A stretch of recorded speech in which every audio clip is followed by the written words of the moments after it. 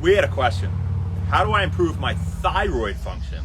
And I think that's a fantastic question. We know the thyroid is involved in regulating metabolism, of course. That's what we all think of, but also growth and development.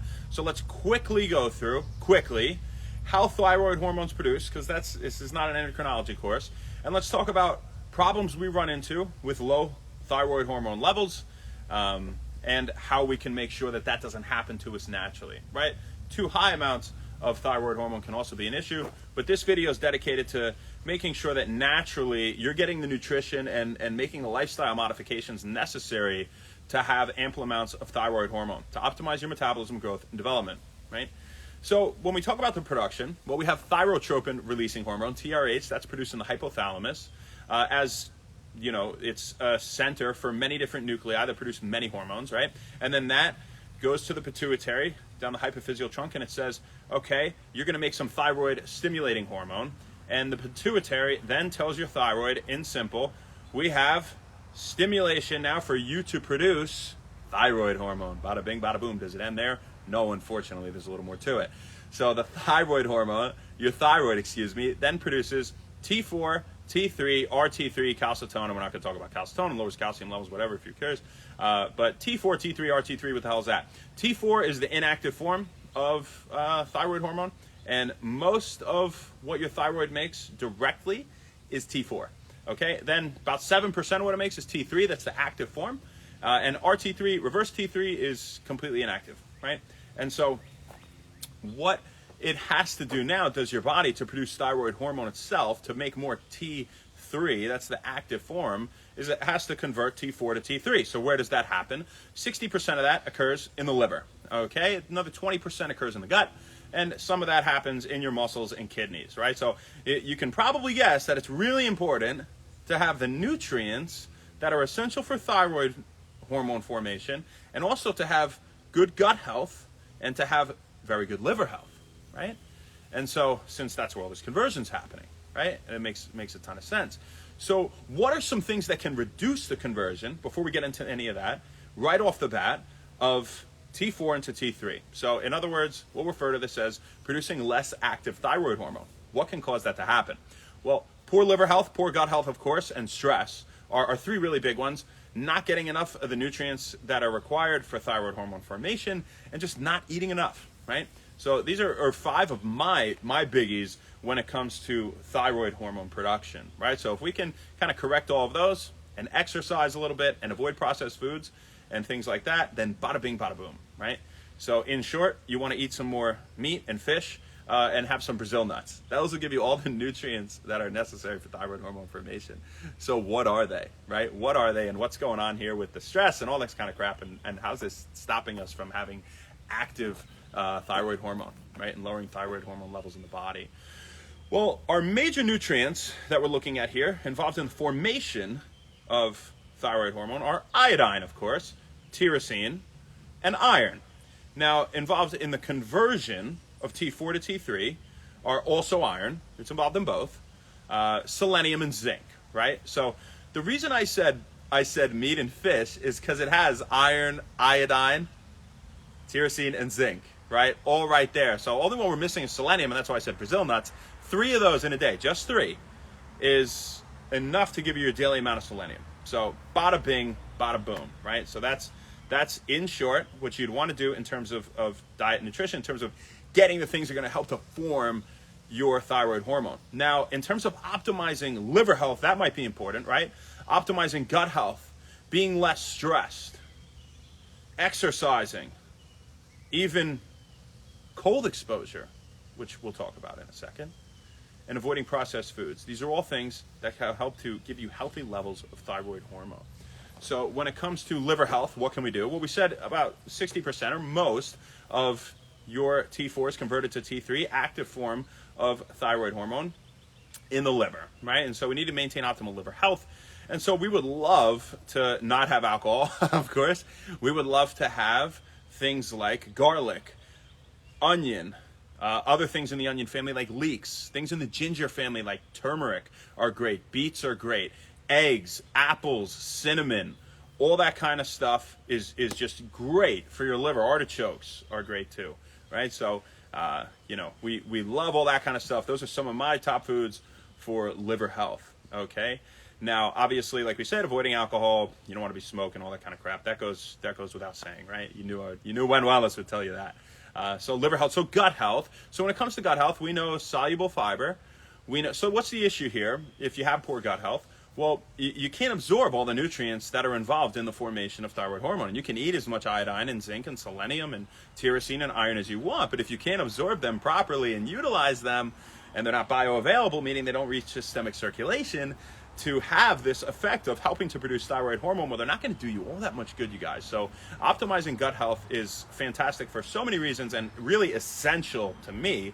It's one of the top most essential things, if not the top most essential aspects of modifying your diet, and almost overall health really is looking at the gut. You know, it will bode well for you in so many ways. So you want a lot of soluble fiber, you want fermented foods, also healthy fats. Don't forget the healthy fats help to maintain gut barrier integrity, right? So they're good for the gut lining, not to mention thyroid hormone, lipid soluble, right? The reactions that occur here, you know, to produce thyroid hormone or to absorb it and have it function well. And so, you know, we like a lot of healthy fats, right? And those come in the form of things like avocado. They come in nuts and seeds. They come in extra virgin olive oil, fatty fish, probably king here. Fish also has, ding, ding, ding, salmon, yet again, wild caught, of course. Has a ton of omega-3s. You know, it's got a ton of vitamins and minerals, but again, it has that iodine, it has that zinc, it has that iron, you know, that tyrosine. A lot of these things we're looking for here. So that's a really good one to me. It's lean, it's great for body composition as well, right? So we have liver health, we have gut health. If you're stressed, what happens? Well, if you're stressed, you produce more cortisol. We all know that. It's called stress hormone for a reason, right? And so we actually convert less T4 to T3 when we release more cortisol. Okay, so that's obviously a no bueno thing. You got to mitigate stress with mindfulness techniques, with exercise. That's one of the hugest ones. And speaking of exercise and actually having more muscle mass, interestingly, increases the conversion of T4 to T3. So it makes you produce more active thyroid hormone. And aerobic exercise is king, actually, in terms of increasing the synthesis of thyroid hormone when it comes to exercise. Aerobic exercise is also the best for your brain. Makes you produce the most brain-derived neurotrophic factor. So aerobic exercise is really good stuff, you guys. You know, resistance training's fantastic as well. And especially when it comes to posture, you know, and it comes to just general physical functionality and health and core strength and all that kind of stuff. But if you don't, if you don't like running, then just do drop sets. Just get your heart rate up, do some form of cardio, right? You can do that through lifting. We've done videos on that here at Wen Wellness, right? You can even do quadruped cardio. You could do it all with planks and body hops and all that kind of stuff, right? On all fours. So we have gut health. We have liver health. We have being less stressed. We have exercise. We're going to avoid processed foods, you guys. We're going to definitely avoid added sugars, refined flours, processed foods in general. They're just shitty for so many reasons. So that's all we need to say about that. You can avoid those, you know, and we don't need any toxins in the diet, of course, right? We're trying to support liver health and gut health and right? Fats, by the way, healthy fats increase microbial diversity, gut microbiome diversity. Did you know that? So, you know, we think of fiber and we think of probiotics, but healthy fats, guys, we can't forget, right? You know, another thing I guess that I should mention is things that are rich in antioxidants. They have a protective effect on all of your tissues in general. And then we'll get into what's going on here with the cold showers and things like that. Now, you have to remember polyphenols that you find in things like berries, leafy greens, and, you know, really colorful fruits and vegetables for the most part, beets, you know, things like that. They actually serve as coenzymes, cofactors, things that help, we can say, reactions to occur in the gut, where more specifically the reactions of your bacteria breaking down fiber to produce short-chain fatty acids, which control your immune function and your appetite and fat storage and rates of muscle growth and all sorts of things. If I didn't say mood, you know, really like everything, right?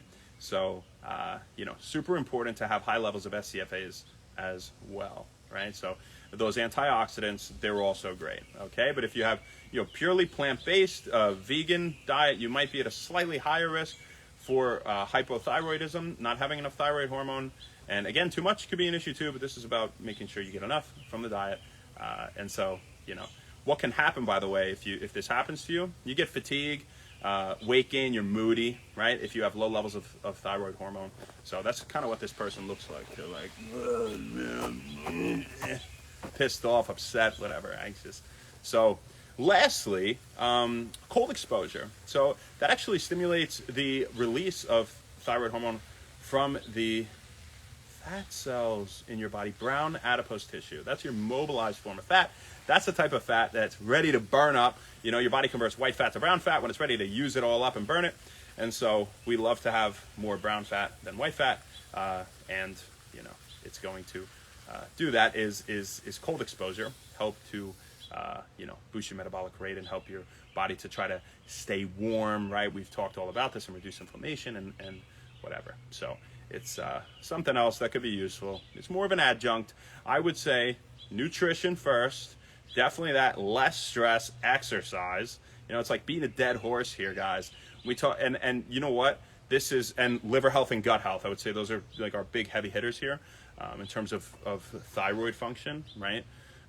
It's like beating a dead horse, guys. You know, I do these videos and I talk about all these different things and all these different requests. And I just say the same stuff over and over in so many different ways. It seems like, you know, and not that I try to do that. You know, I love talking about all these different things. I really do. And it's good to refresh myself on them as well. So it's good for me too. But, you know, it just shows you how important all of these foods are. I mention them all the time, how important exercise is. I mean, this is just another reason. You're not thinking about thyroid hormone when you're going to the gym. Like, you're not thinking about gut health and thyroid hormone. You're thinking about like just digestion, you know, often things of that nature. You're not thinking about how it affects serotonin levels and mood and happiness and you know, and your immune function. And if you have high rates of allergies, you probably have lower SCFAs, which your gut bacteria produce, right? So, you know, it's all so simple. The more you learn about it, you know, of course, the more you realize you don't know, but the simpler it gets in terms of just general staple things that we should be doing. And get plenty of sleep as well, obviously, right? So I'm just going to drill all this home to you guys. Who do we got on here? Let's say hello to my friends. I have friends, I swear. They're right here. What's up, Ma? How you doing? Mick, what's going on? Sky's the limit. Damn right, it sure is. DOS4371, Travis. Bitches B. Hey, you got it, girl. What's up? How you doing? What's up, Armani? There's no windmill emoji. I'll use the tornado instead. What's up, Marcus? LG subscriber up in here. How you doing, stud? All right. Yeah. Appreciate you guys. Gia, what's going on, girl? How you doing? Master Dave. Who's that? He's the Be Some Nice. What's up, killer? How you doing, man? Antonio, CB. Ashley, what's up, pretty girl? How you doing? And Derp PDP. As for now. We don't have anyone to sing to today, so we did that. So we got for you folks. We'll see you tomorrow, baby. Not sure where, not sure when, but we'll see you then. Have an awesome night. Thanks a lot. Happy one wellness. Go do those healthy things.